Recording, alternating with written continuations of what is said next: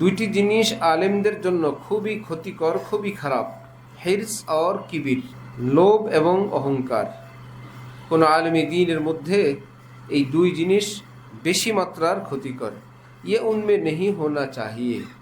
কোনো আহলে ইলম, কোনো আলেমী দ্বীনের মধ্যে অহংকার, কিবির এবং লোভ এই দুটা না থাকা চাই।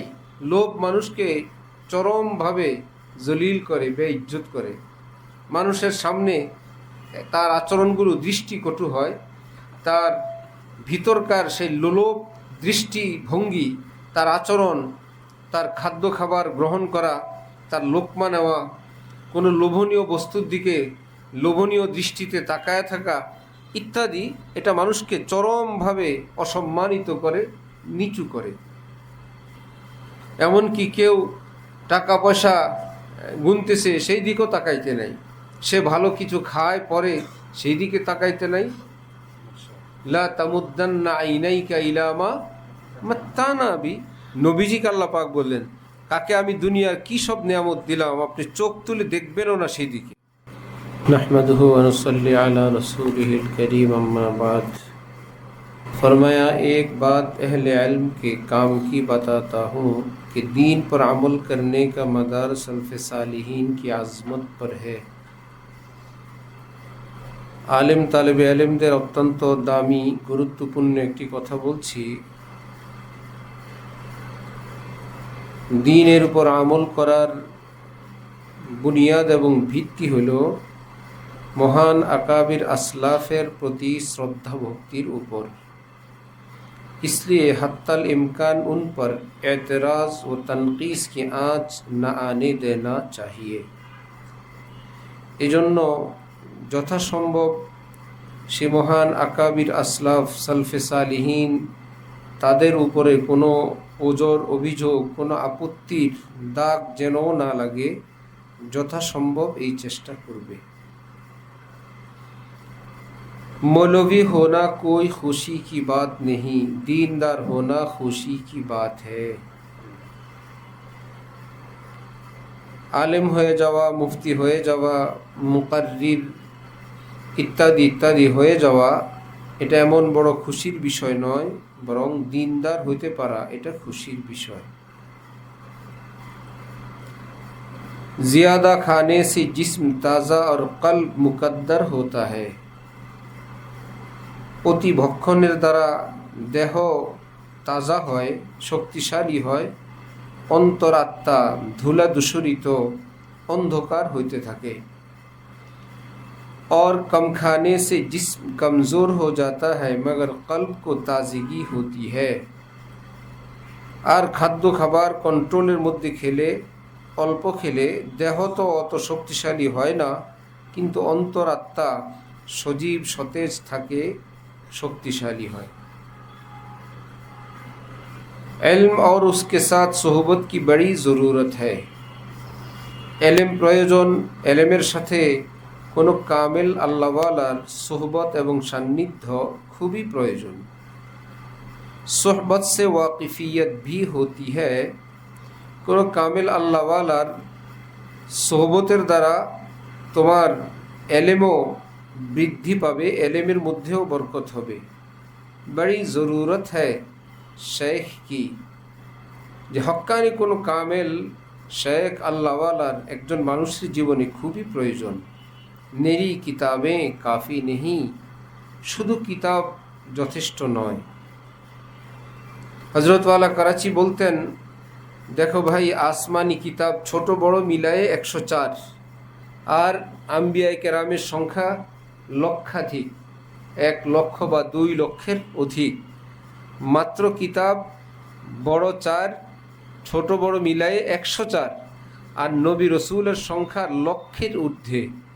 এর থেকে আল্লাহ পাক এই কথা বুঝান, কিতাবের চেয়ে রিজালের প্রয়োজন বেশি। কিতাবের চেয়ে রিজালের প্রয়োজন বেশি। আল্লাহ চাইলে আরবের ঘরে ঘরে কিতাব পাঠাইতে পারতেন, সেটা না করে তিনি নবী রসুল প্রেরণ করছেন। এখন সেই মূল বুনিয়াদ এবং ভিত্তি থেকে সরে সবাই কিতাবের পিছনে ছুটছে। ভাই, কিতাব আর কিতাব, কিতাব আর কিতাব। রিজালের সঙ্গে, সম্মান আজমতের সঙ্গে ভক্তির সঙ্গে থাকা, তাদের থেকে হাতে খড়ি দিয়ে নিজের জীবন শিখা, এর থেকে মানুষ দূরে চলে গেছে।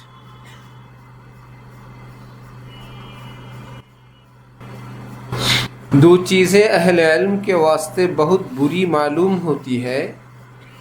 দুইটি জিনিস আলেমদের জন্য খুবই ক্ষতিকর, খুবই খারাপ। হিরস और কিবির, লোভ এবং অহংকার।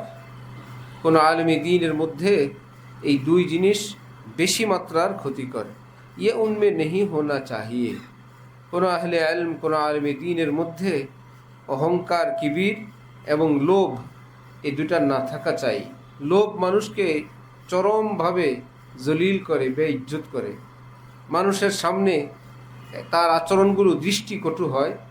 তার ভিতরকার সেই লোলভ দৃষ্টিভঙ্গি, তার আচরণ, তার খাদ্য খাবার গ্রহণ করা, তার লোকমা নেওয়া, কোনো লোভনীয় বস্তুর দিকে লোভনীয় দৃষ্টিতে তাকায় থাকা ইত্যাদি, এটা মানুষকে চরমভাবে অসম্মানিত করে, নিচু করে।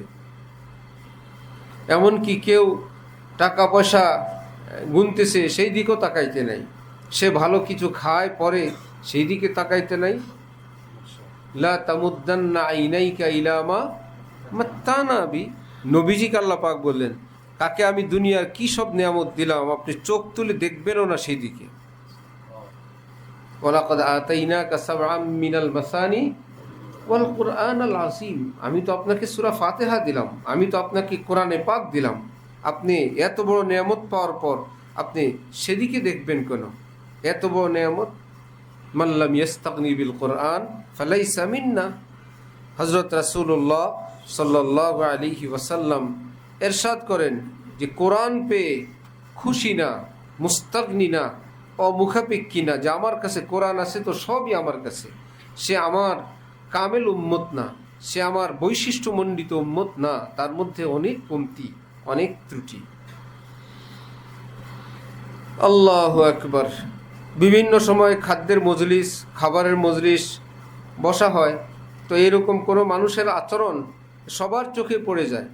কিভাবে খায়, কিভাবে গ্রহণ করে, কোনো ভালো আইটেম থাকলে সেটাকে কিভাবে নিজের ইনসাফকে অতিক্রম করে বেশি মাত্রায় সে নিয়ে নেয়, কিংবা শেষে আবার শেষ হয়ে যায় কিনা আতঙ্কে বর্তনের মধ্যে বেশি করে রেখে দেয়, ইত্যাদি ইত্যাদি। বড় বড় লোকমা দেয়, খায়, খুবই খারাপ লাগে, খুবই অসুন্দর লাগে। আর অহংকার তো বেমান তাওয়াজা লিল্লাহ রাফাহুল্লাহ ওয়া মান তাকাব্বারা ওয়াজাহুল্লাহ। তাকাব্বুর করলে আল্লাহ তাকে নিচু এবং ছোট করে দেয়।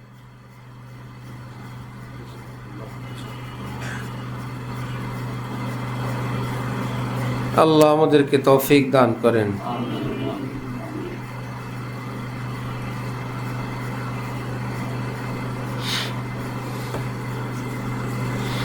जिसके मोताकिद हो उसके कहने का बुरा ना मानो। তুমি যার ভক্ত, যার শিষ্য, তিনি ওস্তাদ, তিনি শেখ, তিনি মা বাবা, বড় ভাই, অভিভাবক, তুমি যার অনুসারী, তার ভক্ত, তার বিভিন্ন তিক্ত কথায় মন খারাপ করো না। थोड़ी देर के लिए सबर कर लो। কিছু সময় চুপ থাকো। এটা স্ত্রী হতে পারে, স্বামীর সব কথায় সঙ্গে সঙ্গে জবাব দিবে না। ছোট ভাই হতে পারে, সন্তান, মুরিদ, ছাত্র, অর্থাৎ মুরব্বীদের আচার আচরণে তৎক্ষণাৎ কোনো প্রতিক্রিয়া ব্যক্ত করবে না। সাথে সাথেই হজরত মীর সাহেব রহমতুল্লাহি আলাইহির বাবুর্চি ছিল বাংলাদেশি, তো মশহুর ছিল যে সব কথার জবাব দেয়, বললেই জবাব দিয়ে দেয়, সাথে সাথেই পাল্টা উত্তর দিয়ে দেয়। আর হজরত মীর সাহেবের নিয়ম ছিল যে ভাই কারোর সঙ্গে কোনো কথাবার্তা যখন দীর্ঘ হয়ে যেত, আরব দেশের লোকেরা যেরকম বলে সাল্লি আল্লাহ নবী, সাল্লি আল্লাহ নবী, এই বলে আল্লাহুম্মা সাল্লি আলা মুহাম্মদ, যে দুরূদ শরীফ পড়া শুরু করে, উদ্দেশ্য ফিনিশ। কুকুর যেরকম ঝগড়া লাগলে সারেন্ডার করে কিভাবে, লেজটাকে গুটায় যখন ফোল্ডিং করে নিচে দিয়ে ভাঁজ করে রেখে দেয়, অপর পক্ষকে বুঝায় যে আমি ঝগড়া শেষ করতে চাই, একটা শান্তি চুক্তিতে আসেন, ঠিক আছে, ইত্যাদি ইত্যাদি। তো এক এক জায়গার এক এক তর্জ, এক এক জাতির। আরব দেশের লোকেরাই বলে। তো হজরত মীর সাহেব কারো উপর ক্ষিপ্ত হইলে বলতেন যে তুমি ওহি হো, তুমিও সেই পার্টি, সেই দলের লোক। আশপাশের লোকেরা বুঝতো যে শেষ, আর কথা এখানে বিতর্ক চালানো যাবে না। এখন বাংলাদেশে এই বাবুর্চিকে হজরত বলে দিয়েছেন, তরকারি এভাবে রান্না করবা, এভাবে কাটবা, এই মশলা দিবা, এতক্ষণ জ্বালাবা। খুব জানতেন উনি এগুলো, কোনটা কিভাবে কাটতে হয়, কোনটা কি মশলা দিতে হয়, খাওয়ার উস্তাদ ছিলেন খুব। এখন রান্না করার পর ওনার মন মতো পছন্দ মতো হয় নাই, বাঙালি বাবুর্চিকে ডাকছেন, এ তুমনে ऐसा क्यों किया? সে বলতেছে নেই मैं ऐसा नहीं किया, वो क्यों दिया, वो नहीं दिया, ऐसा क्यों काटा, वैसे नहीं काटा। আরে মুশকিল, যাই বলে মুখের উপরে জবাব দিয়ে দেয়। তো দেখছেন তো বড় বাঙালি মুশকিল। পরে ওনার যেই আখিরি লফজ তুমি ওহি হো, তুমিও সেই। এখন উনি বললেন তুমি ওহি হো, বাঙালি বলতেছে ওই কে হয়। উনি হেসে দিচ্ছেন যে বাবা রে, এটা ছিল আখিরি কালাম, যাকেই বলি এটা শেষ, কিন্তু বাঙালির জন্য এটা আখিরি কালাম না, এটারও আমার জবাব দিতে হবে। এরকম না হওয়া চাই, ঠিক আছে। এর এক উজ্জ্বল দৃষ্টান্ত আব্বাজান হজরত আদম আলাইহিস সালাতু ওয়াস সালামকে রব্বুল আলামিন জান্নাত থেকে বের করে দিলেন। আসা আদম রব্বাহু ফাগাওয়া, তারপরে বললেন কেসা কেসা, জান্নাত থেকে বের করে দিয়েছেন দুজনকে, তাও জান্নাতি লেবাস রেখে দিয়েছেন। ফাবাদাত সাওআতুহুমা ওয়া তাফিকা ইয়াসিফান আলাইহিমা মিন ওয়ারাকিল জান্নাহ। জান্নাতি লেবাস রাখেন, পাতা পুঁতে দিয়ে ঢাকেন, সেটা আপনাদের ব্যাপার। কেমন সব কথাবার্তা, বের করে দিলেন সব। অথচ নিজেই শেষে বলেন ফাআযাল্লাহুমা শাইতান, আমার আদম হাওয়া আসলে ভুল করে নাই, শয়তান ওনাদেরকে অ্যাক্সিডেন্ট করাইছে। ওয়াসওয়াসা লাহুমা শাইতান, ওয়াসওয়াসা দিছে, কুমন্ত্রণা দিছে। তারপরে বলে জানো কি বলছে শয়তান? ওয়াকাসামাহুমা, নিজে বলতেছে ওয়াকাসামাহুমা ইন্নী লাকুমা লামিনান নাসিহিন। এই শয়তান বহুত শয়তান, সে আমার আদম হাওয়াকে আমার নামের কসম করে তাদের হিতাকাঙ্ক্ষীর ঘোষণা দিছে, আমি আপনাদের কল্যাণকামী হিতাকাঙ্ক্ষী। ওয়াকাসামাহুমা কাসামাহুমা ইন্নী লাকুমা লামিনান নাসিহিন, ইত্যাদি ইত্যাদি। একদম ওনাদের পক্ষে লম্বা কথা বলেন কি ফানাসিয়া আদম ওয়ালাম নাজিদ লাহু আজমা। আসলে আদমের ভুল টুল হয় নাই রে, আদম সন্তানরা, তোমাদের আব্বা একদম ভুল হয় নাই। আমি যা নিষেধ করছিলাম, শয়তানের ওয়াসওয়াসা, শয়তানের আজাল্লা, শয়তানের কুমন্ত্রণা ইত্যাদির সামনে আমার আদেশ নিষেধ একদম ভুলে গেছে।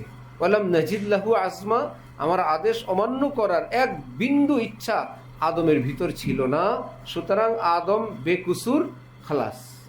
হযরত আদম কি একবারও বলছিলেন আমি বেকুসুর, আমি নিষ্পাপ, আমি নির্দোষ? তিনি কি বলছিলেন? রব্বানা সালামনা আনফুসানা, আমার থেকে তো বড় ভুল হয়ে গেছে। কিয়ামত পর্যন্তের জন্য যে মুরব্বী কিভাবে তরবিয়ত করবেন আর তার অধীনস্থ কি আচরণ করবে, এই আয়াতে পাক এবং এই ওয়াকিয়ার মধ্যে ইয়া বানি আদম বলে বলে আমাদেরকে ডাক দেন। এ আদমের বাচ্চা, তোমার বাবার আখলাক দেখো নাই, চরিত্র দেখলা না? মুখে মুখে জবাব দিছিলেন, মুরব্বীর কথা মাথা পেতে নিছেন, শাস্তি দিলেন, সেটাও মেনে নিছেন। মুরব্বী আবার বলতেছে ফানাসি আদম, না না আমার আদমের কোনো ভুল হয় নাই। মুরব্বী তাকে ধমকাইছেন, মুরব্বী তার ইজ্জতের ব্যবস্থা করছেন।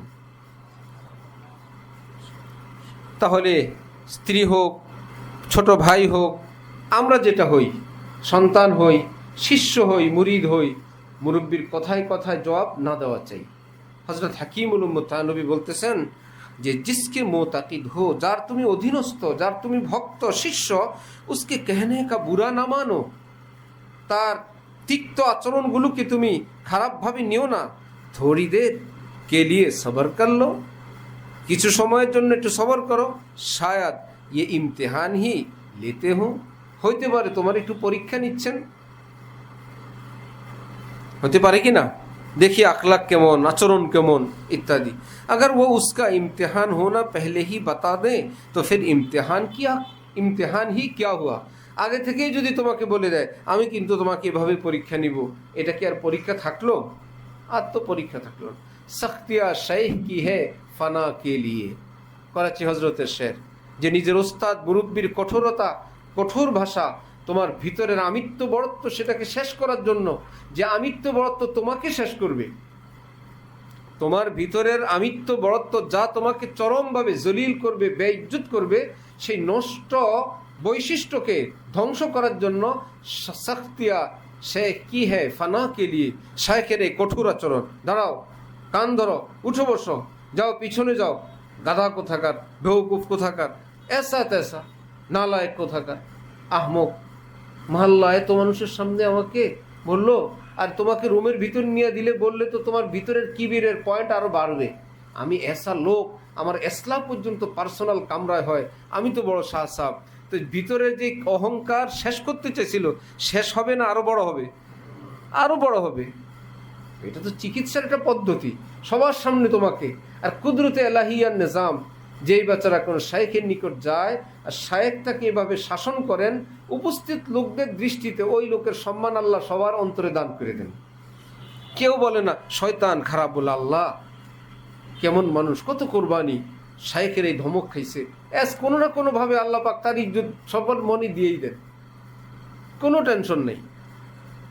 তো সখতিয়া শেখ কি হ্যায় ফানা কে লিয়ে, মত সমঝ ইনকো হরগিজ সিতম। মনে করো না নিছক তোমাকে মনের রাগে তোমাকে গালিগালাজ করে, তোমাকে বেইজ্জত করে, বরং চিরদিনের জন্য দুনিয়া আখেরা তোমাকে সম্মানিত করার জন্য তিনি তার ইজ্জতের সঙ্গে খেলা খেলতেছেন। তিনি নিজের ইজ্জতের বাজি লাগাই দিয়েছেন। কে আমাকে কি বলবে, মানুষ বলবে কেমন দুর্ব্যবহার, কোনো মুরিদ ভাইগা যায় কিনা, কোনো ভক্ত সামনের থেকে চলে যায় কিনা, সব কিছুকে চ্যালেঞ্জই নিয়ে তিনি তোমার খেদমত করতেছেন। তিনি চুপ থাকলে তো সবাই বলতেন ওয়া কত ভুল বিচ্যুতি করে, কত বেয়াদবি করে, হজরতওয়ালা কিছুই বলেন না। তো হজরতওয়ালার নাম হইতো, নাম কামান নাই, নিজের ইজ্জতকে চ্যালেঞ্জের মুখে ফেলে তিনি তোমার ইসলাহের কাজ খেদমত করতেছেন, তুমি সেটাকেই খারাপ কিছু মনে করলা। আল্লাহ আমাদেরকে বড়দের আদব করার তৌফিক দান করেন। ওয়া আখিরু দাওয়ানা আলহামদুলিল্লাহি রাব্বিল আলামিন।